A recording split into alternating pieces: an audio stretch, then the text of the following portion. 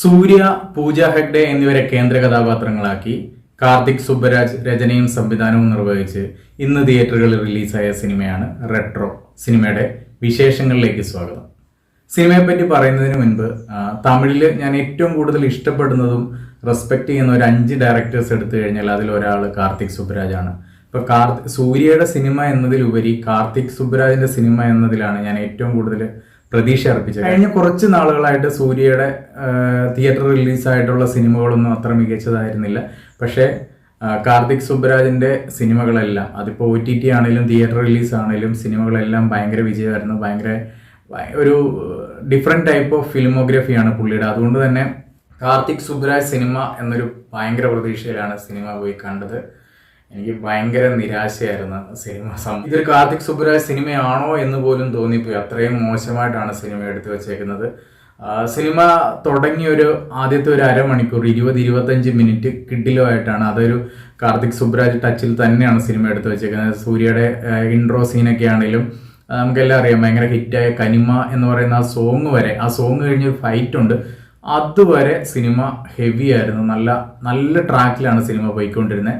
പക്ഷെ അതിനുശേഷം സിനിമ അങ്ങോട്ട് ഭയങ്കര ബോറാവുന്നത് പോലൊക്കെയാണ് എനിക്ക് ഫീൽ ചെയ്തത്. ഇന്റർവെല് വരെയൊക്കെ പിന്നെയും കണ്ടിരിക്കാം എന്ന് വേണമെങ്കിൽ പറയാം. പക്ഷെ സെക്കൻഡ് ഹാഫ് തൊട്ട് സിനിമ നമ്മൾ ഒരിക്കലും ഒരിക്കലും ഉൾക്കൊള്ളാൻ പറ്റാത്ത ഒരു സ്റ്റോറിയും കാര്യങ്ങളൊക്കെ കൊണ്ടുവന്നിട്ട് ഭയങ്കര ബോറായിട്ടാണ് എനിക്ക് സിനിമ ഫീൽ ചെയ്തത്.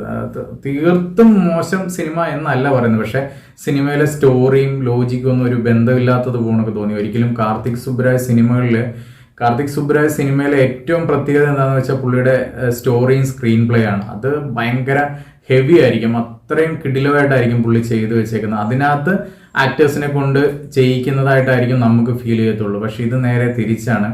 സൂര്യ എന്ന് പറയുന്ന സ്റ്റാറിനെ കൊണ്ടുവന്നിട്ട് പെട്ടെന്നൊരു തട്ടിക്കൂട്ട് സിനിമ എഴുതി തിരക്കഥ തയ്യാറാക്കി അഭിനയിപ്പിച്ച പോണക്കാണ് എനിക്ക് ഫീൽ ചെയ്തത്. സിനിമയിൽ എനിക്ക് ആകെ പോസിറ്റീവായിട്ട് തോന്നിയത് പെർഫോമൻസുകൾ, ടെക്നിക്കൽ ഡിപ്പാർട്ട്മെന്റ്, അതുപോലെ തന്നെ മ്യൂസിക് ആൻഡ് ആക്ഷൻ. ഇത്രയാണ് എനിക്ക് സിനിമയിൽ മികച്ചതായിട്ട് തോന്നിയിരുന്നത്. സിനിമയിൽ സൂര്യയും പൂജ ഹെഗ്ഡെയും കൂടാതെ ജോജു ജോർജ് ഉണ്ട്, അതുപോലെ തന്നെ ജയറാം, പിന്നെ വരുമ്പം നാസർ, പ്രകാശ് രാജ്, പിന്നെ മലയാളത്തിൽ നിന്ന് കുറേ ആക്ടേഴ്സിനെ സിനിമയിലേക്ക് കൊണ്ടുവന്നിട്ടുണ്ട്. അതുപോലെ തന്നെ വിധു എന്ന് പറയുന്ന ആളാണ് സിനിമയിൽ വില്ലനായിട്ട് എത്തിയേക്കുന്നത്. പുള്ളി ലുക്കും സ്വാഗും സ്റ്റൈലും ഒക്കെ അടിപൊളിയായിട്ട് തോന്നി. അത് പെർഫോമൻസുകളിലേക്ക് വന്നു കഴിഞ്ഞാൽ സാധാരണ കാർത്തിക് സുബ്ബരാജ് സിനിമയിൽ അഭിനയിക്കുന്ന ഓരോ കഥാപാത്രങ്ങൾക്കും അതിൻ്റെതായ പ്രാധാന്യം കൊടുത്തായിരിക്കും ആ ഒരു സിനിമ അണിയിച്ചെടുക്കുന്നത്. അത്രയും മികച്ച സ്ക്രിപ്റ്റ് ആയതുകൊണ്ട് തന്നെ. പക്ഷെ ഈ ഒരു സിനിമയിലേക്ക് വരാൻ നേരത്ത് സൂര്യയുടെ 1 മാൻ ഷോ പോലെയാണ് എനിക്ക് ഫീൽ ചെയ്തത്.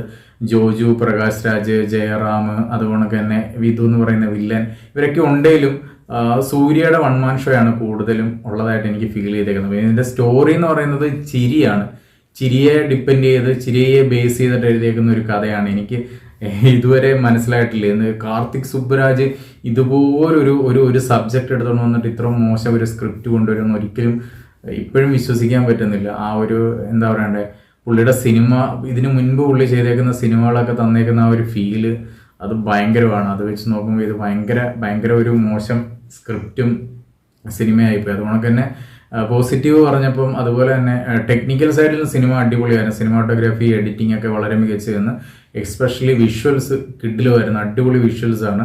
അതുകൊണ്ട് തന്നെ സിനിമയിൽ എനിക്ക് ഭയങ്കരമായിട്ട് ഇഷ്ടപ്പെട്ട ആക്ഷനാണ്. സൂര്യയുടെ ആക്ഷൻ ഒരു രക്ഷയില്ലായിരുന്നു, കിഡിലുമായിട്ട് തന്നെ ആക്ഷൻ ചെയ്തിട്ടുണ്ട്. പക്ഷെ അപ്പോഴും ക്ലൈമാക്സിലേക്ക് വരുമ്പോൾ ഒരു ഫൈറ്റ് ഉണ്ട്, പക്ഷെ അതെനിക്ക് ഭയങ്കര ബോറായിട്ടാണ് തോന്നിയിരിക്കുന്നത്. അത്രയും നേരത്തെ ആക്ഷനൊക്കെ അടിപൊളിയായിരുന്നു.